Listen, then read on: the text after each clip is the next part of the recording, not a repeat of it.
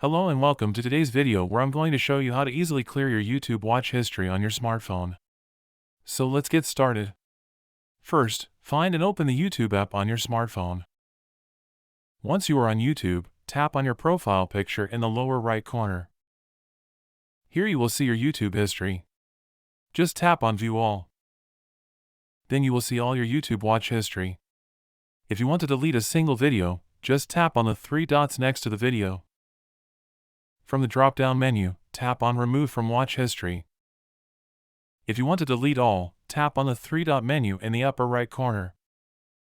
Then, from the drop-down menu, tap on Clear All Watch History. To confirm, tap on Clear Watch History in the pop-up that appears. And that's it!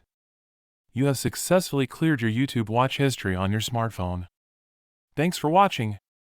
Don't forget to like and subscribe for more videos.